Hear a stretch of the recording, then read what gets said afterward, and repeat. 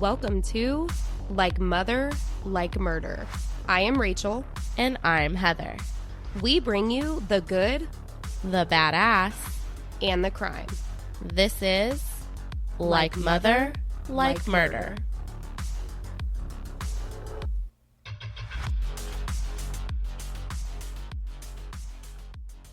Hello, everyone, and welcome to Like Mother, Like Murder, your favorite true crime momcast. It's just me, Rachel, here. Heather will be back next week. I promise. I have been so extremely busy, so I have not made it very easy for her to sit down with me.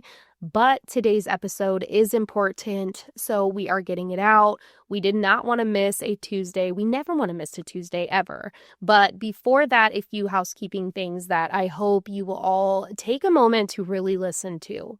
This weekend, I had the opportunity to walk beside a beautiful family as I helped conduct a foot search for missing person Bethany Markowski alongside Jules Thorpe and this family and volunteers.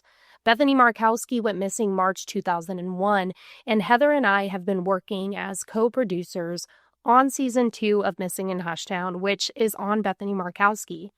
That launches tomorrow. The first 6 episode will be available tomorrow on October 22nd, and it's only the beginning of the season. There is so much more to come, but it's been a long time coming, so please go and listen wherever you are listening to this right now and become a part of Bethany's Brigade as we continue supporting and working with this family to find answers. The next piece of business is cases that haunt us. It is spooky season right now. And if you guys are looking to find another podcast with a bunch of incredible podcasters coming together, the 4th series of the podcast You Should Be Here launches October 25th. This Friday. Not only is this project so beautiful because it's put together by podcasters who are donating their time and their effort, but 100% of its proceeds go directly to a nonprofit that is chosen for this season. And if you're a pod junkie like me, you get to hear a plethora of other podcasters bringing stories so that you get to see who you want to listen to and then go add them to your binge list, which I vote is each and every one of them. But yes, this comes out this Friday, October 25th.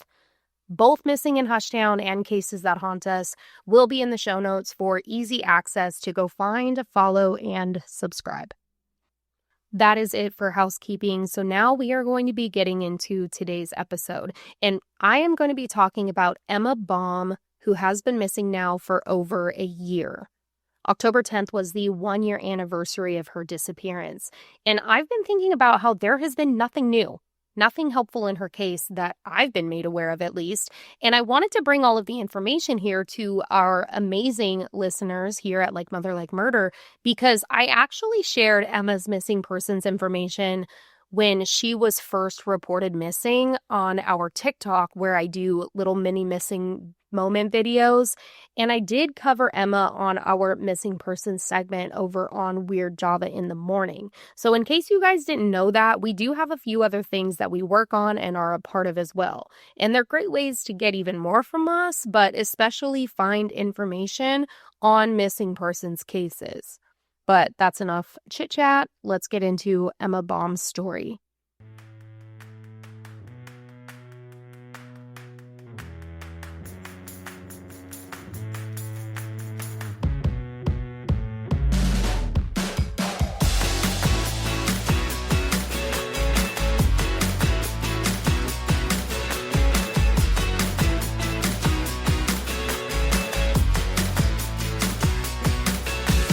Emma Baum was 25 years old and 9 months pregnant when she was last seen on October 10th, 2024.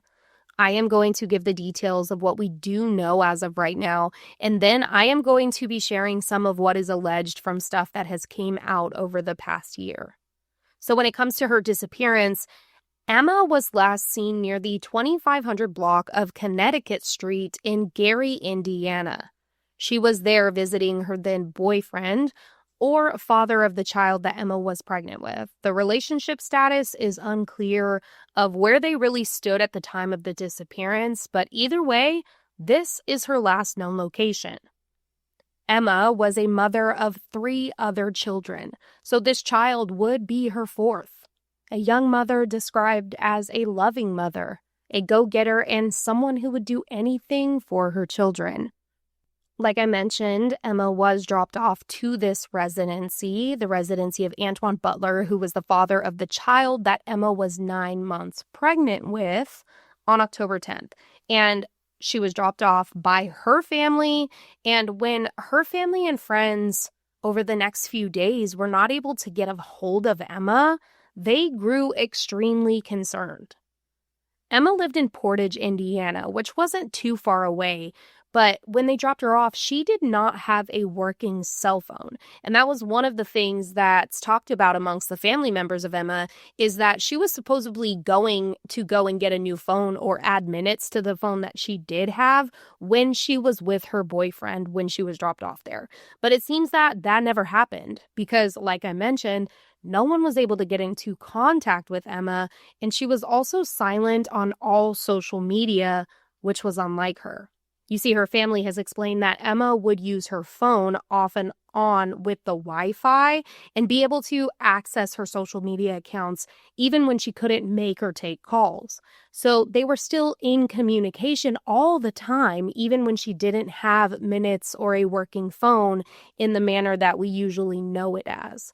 She would just communicate through social media, and this was common for her. Once Emma was officially reported missing, searches and investigations did begin. But it saddens me to say an alert was never issued. Yes, she was 25 years old, so she wasn't a child, but they have a silver alert, and a silver alert is there to help vulnerable adults, which to me, it doesn't make a whole lot of sense that they didn't issue an alert because she was 9 months pregnant. And it's reported that she was already dilated, so she could have given birth at any moment. So in times like these, or when I hear that reports weren't made, it frustrates me because she was at risk. And it's not even just about her in this moment, it's about her and her baby.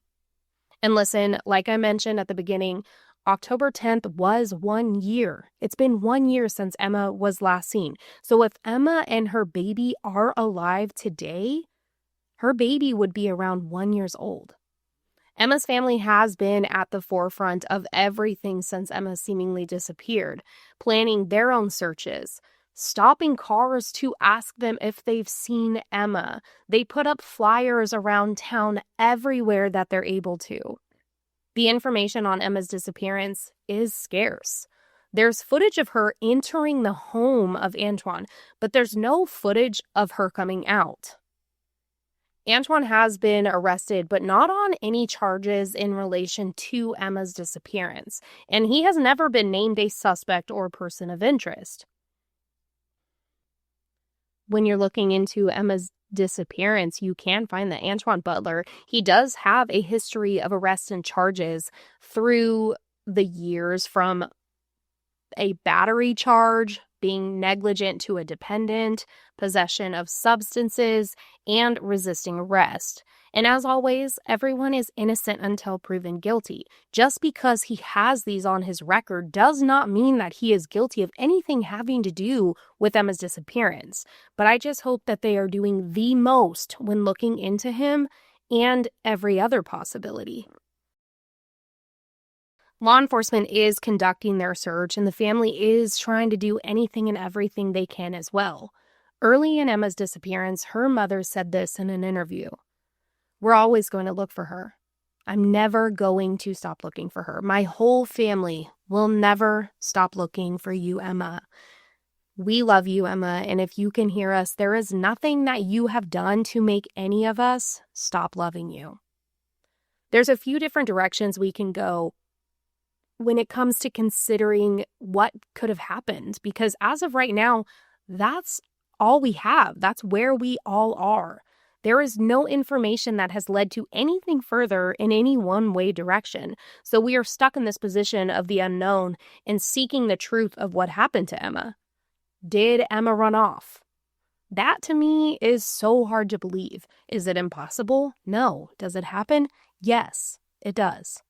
Emma was 9 months pregnant. She had a family, a big family, many people she cared about, and she also had 3 children that she cared for. I've watched interview after interview and I've listened to this family talk, and no family is perfect. Everyone has their things. Emma had gone through tough situations herself, and this is only my opinion, but based on everything that I've read and seen, it's clear to me, at least, that she has a family that loves her and children that miss and need her. Human trafficking and abduction. This area is known to be a hotspot for trafficking and is growing rapidly in Indiana, so this has to be taken into consideration as well. There are multiple missing juveniles and adults from this area. Janiyah McMichael, Kiana Turner, and Emma Baum are 3 that we've actually covered on Weird Java in the Morning that are still currently missing from Gary, Indiana. And that's just the 3 of them. There's many, many more. Then there is the thought of foul play. Like I mentioned, Antoine Butler has not been named a suspect or person of interest, but there is always the thought of going back to the beginning, where she was last seen, who she was last with, anything else you can gather to find answers. And I'm curious if law enforcement has any information that they're just sitting on or investigating, waiting for the crack to be able to make an arrest. Not just on him, not just on Antoine, but of anyone at all. This family is desperate to find Emma. They want to find their daughter, their sister, their friend, their mother. And they are not going to stop searching. So what we can do is continue to share, continue to help others be aware of Emma's missing persons information in hopes and efforts to locate her if she is still out there and can be found and brought home. Or continue to share so that information is everywhere about Emma, so that someone who knows something comes forward with information that can be used, that can be help with, the answers and ultimately finding what happened and where Emma and the baby she was pregnant with is. Emma Baum was last seen on October 10th, 2024. She was just 25 years old at the time of her disappearance and would be 26 today. She is 5'3" and around 135 pounds. Emma loved to wear wigs and get all done up with makeup. She's a natural brunette, but she could be wearing different hair pieces or wigs from any color, from blonde to red to brown. She has scars on her arms as well as multiple tattoos on her body from her neck to her collarbone. Someone knows something. Someone is aware of what happened. Someone has information that could lead to Emma and her baby. Someone could help be the break in this case that is needed. And I feel like not everyone knows this, but you can come forward anonymously. If you're listening to this because you have a piece of this puzzle that can help, but you're afraid. If you're in a situation yourself and don't want to get caught up or whatever the reason may be, you're listening because you have this inkling in your body that's telling you to do more. I have a phone number for you that is completely anonymous. They're waiting for your call to help Emma's case. So please call. The crime tip hotline is 866-CRIME-GP, which is 866-274-6347. And anyone with any information is urged to contact the Gary Police Department at 219-881-1209. On the 1-year anniversary of her disappearance, her family and friends gathered at Gateway Park, which is near the City Hall in Gary, Indiana, and they passed out flyers to any and everyone and released balloons to help keep Emma's story alive. This is a quote from her family. Looking for Emma has been a very struggling thing for everybody, mentally and physically and emotionally. But we're not going to stop looking for her. End quote. That is it for today, you guys. Please share Emma's missing persons information. All of it will be in the show notes. It will be on our social media, like Mother, Like Murder.